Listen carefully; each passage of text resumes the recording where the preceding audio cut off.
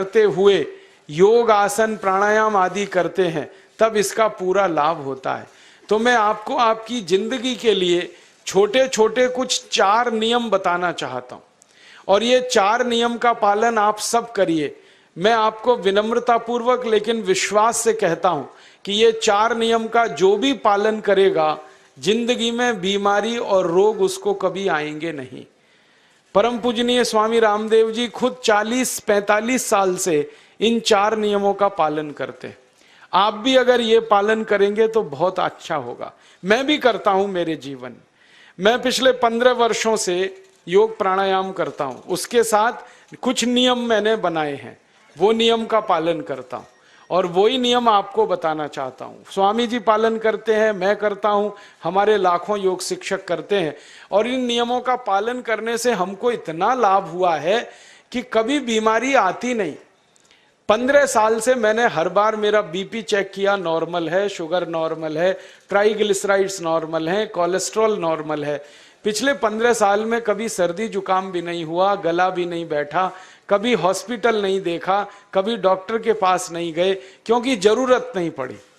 और वो जरूरत नहीं पड़ी क्योंकि हम निरोगी हैं, स्वस्थ हैं। ये निरोगी और स्वस्थ होने के लिए आयुर्वेद की एक छोटी सी जानकारी आपसे मैं शेयर करना चाहता हूं। आयुर्वेद में यह कहा गया है कि किसी भी व्यक्ति को निरोगी होना है, रोग मुक्त होना है, तो अपने जीवन में 3 बातों का ध्यान रखे।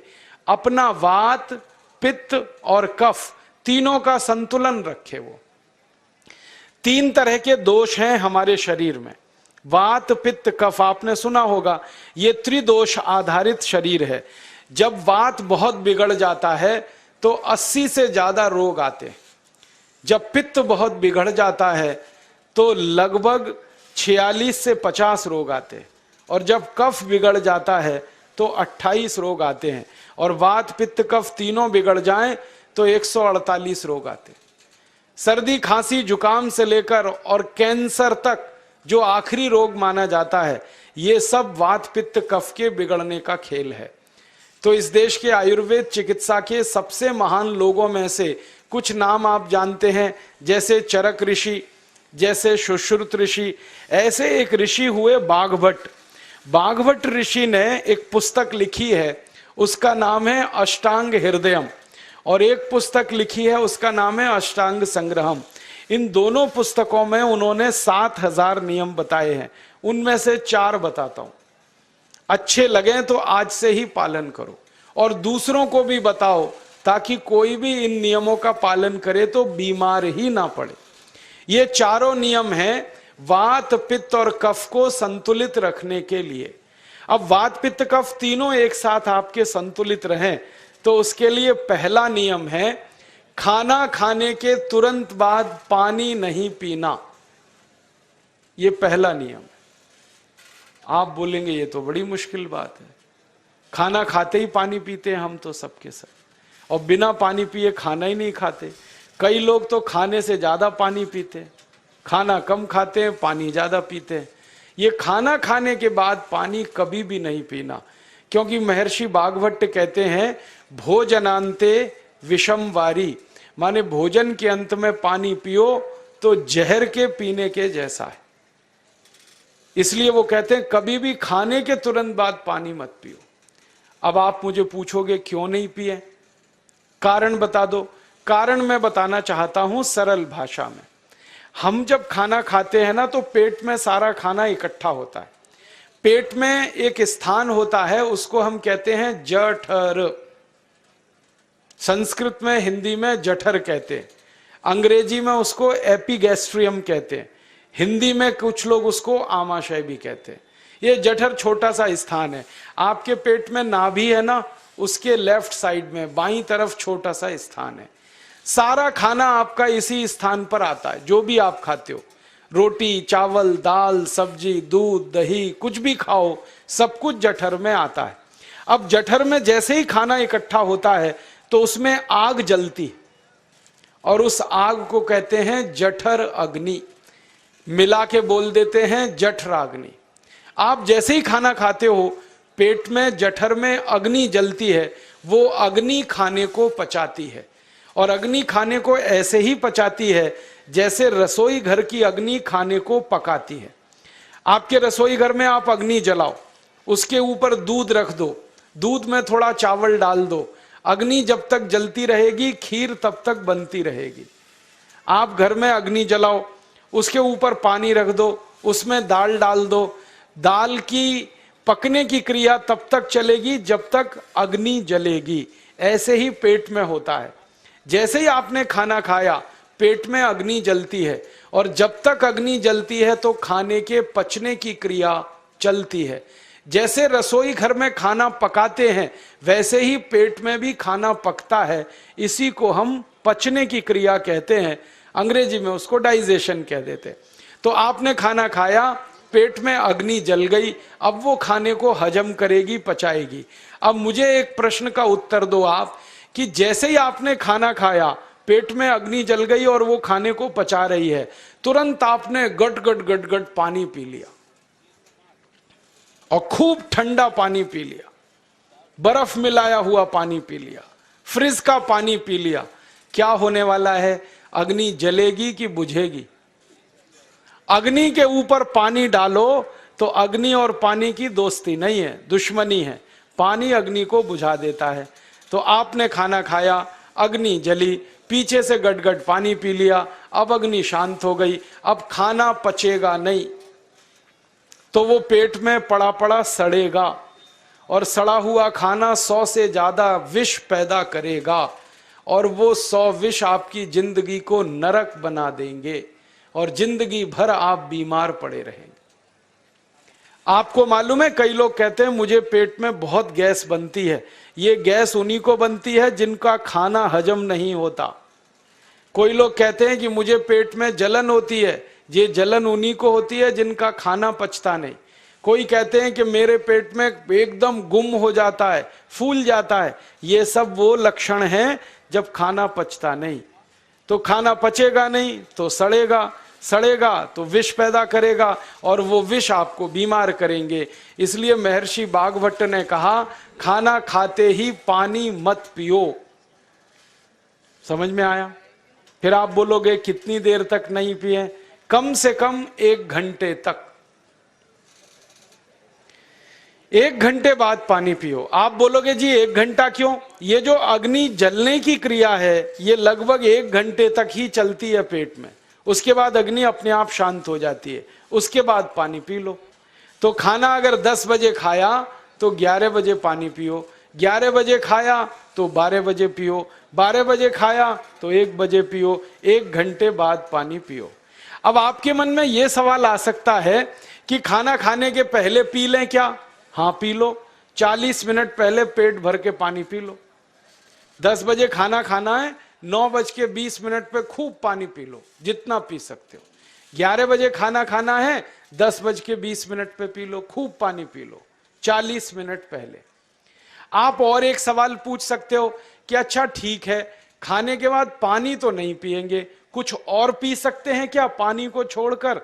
तो उसके लिए भागवत जी कहते हैं कि खाने के तुरंत बाद अगर पीना है तो दही की लस्सी पियो, मट्ठा। खाने के बाद अगर तुरंत पीना है तो फलों का रस पियो, गन्ने का रस पी लो, संतरे का रस पी लो, मौसमी का रस पी लो, अनार का रस पी लो। अब आप कहोगे ये सब महंगी महंगी चीजें बता रहे हैं, गन्ने का रस, संतरे का रस, अनार का रस, पैसे तो है नहीं।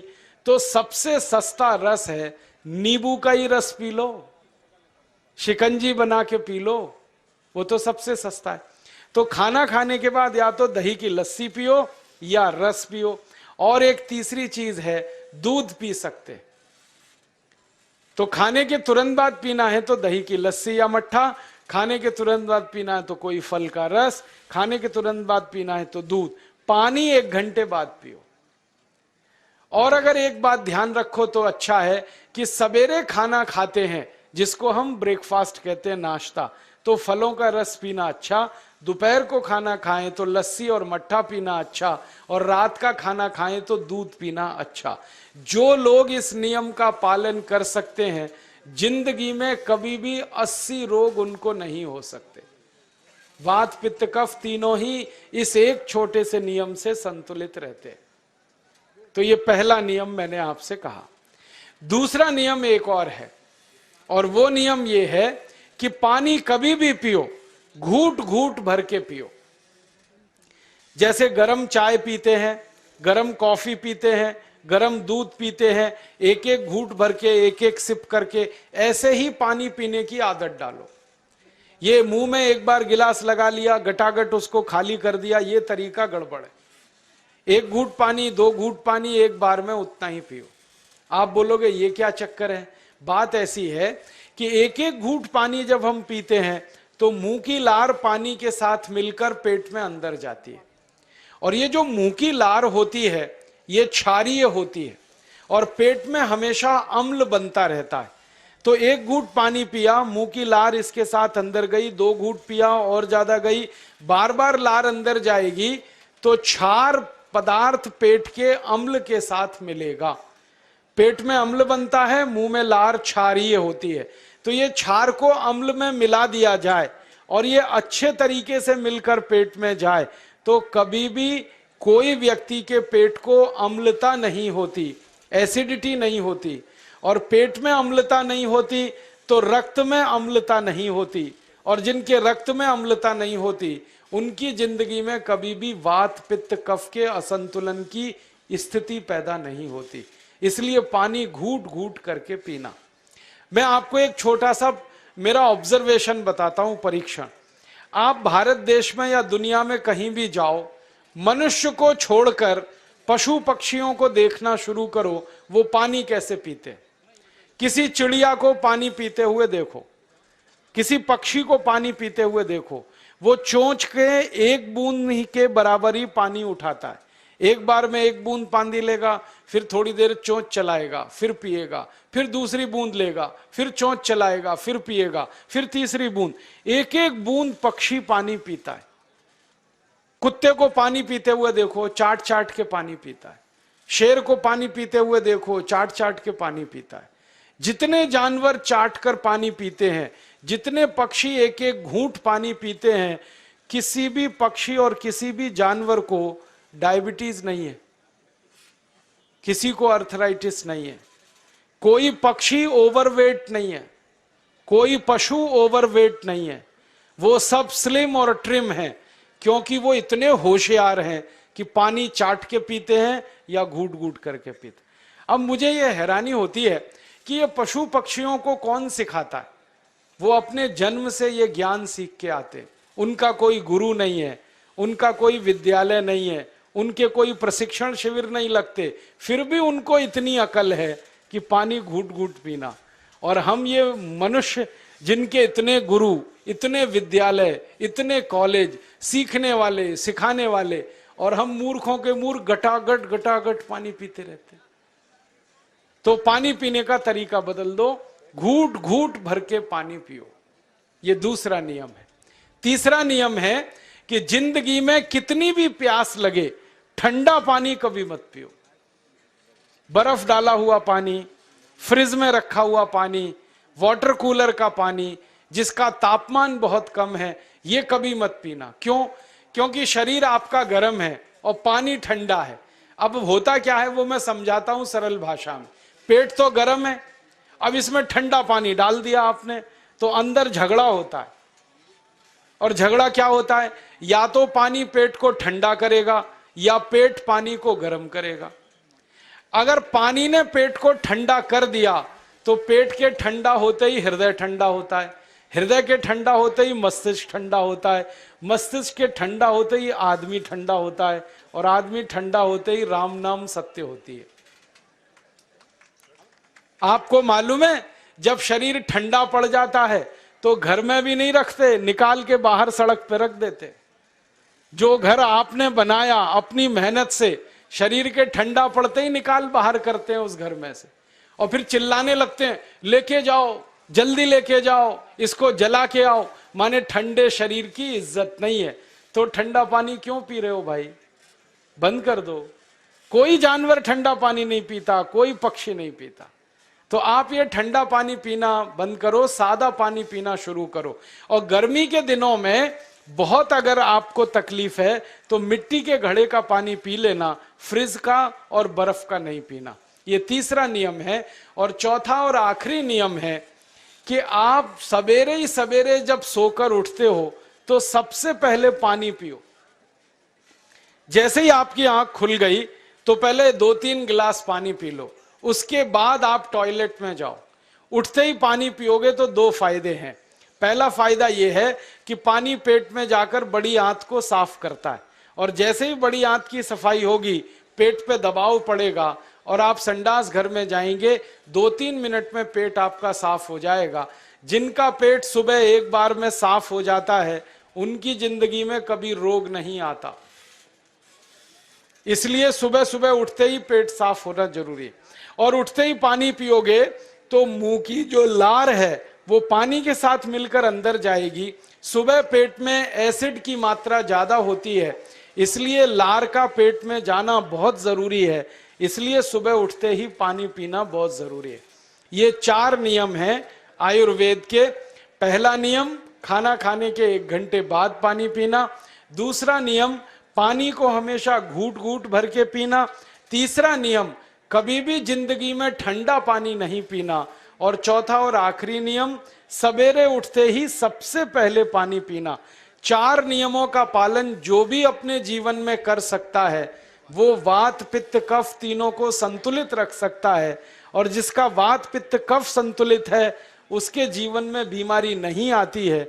और जो बीमार नहीं पड़ते हैं वो स्वस्थ और तंदुरुस्त और सुखी रहते हैं। उनकी जिंदगी का खर्चा कम होता है और देश का भी बहुत सारा पैसा बचता है। आपको शायद मालूम है या नहीं, 1 साल में हम जब बीमार पड़ जाते हैं भारतवासी तो साल का करीब 6 लाख करोड़ रुपया हमारा खर्च हो जाता है उन बीमारियों का इलाज करने में। इसलिए इतना पैसा फालतू में हम खर्च करें हर साल 6 लाख करोड़, ये बहुत बड़ी रकम है। इससे बेहतर यह है कि हम बीमार ही नहीं पड़ें और स्वस्थ रहें, सुखी रहें। और ये 6 लाख करोड़ का जो खर्चा हम करते हैं बीमार पड़ने पर, अक्सर ये एलोपैथी की दवाएं खाने में खर्च होता है।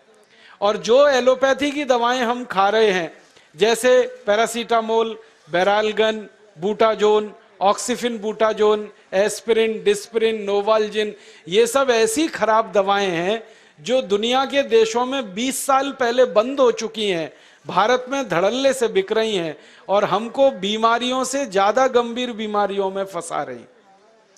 ज्यादातर दवाएं जो आप खाते हो वो किडनी खराब कर देती हैं, लीवर खराब कर देती हैं, आंतों में घाव कर देती हैं, विकलांगता आ जाती है, पैरालिसिस हो जाता है, ब्रेन हेमरेज हो जाता है, हार्ट अटैक आ जाता है। दुनिया में लगभग इस समय 84,000 दवाएं बिकती हैं और आपको सुनकर हैरानी होगी, उनमें से मात्र 117 दवाएं हैं जो काम की हैं, बाकी सब बेकार की दवाएं हैं। उन बेकार की दवाओं को खाकर हम 6 लाख करोड़ खर्च करते हैं। ये बहुत दुख और अफसोस की बात है। और ये 6 लाख करोड़ का खर्चा समाज के वो लोग करते हैं जिनको जिंदगी में हर समय अपना आर्थिक स्थिति को देख के चलना पड़ता है, जिनकी आमदनी बहुत नहीं है, जिनके घर में आमदनी के बहुत ज्यादा साधन नहीं है, उनको ये पैसा खर्च करना पड़ता है।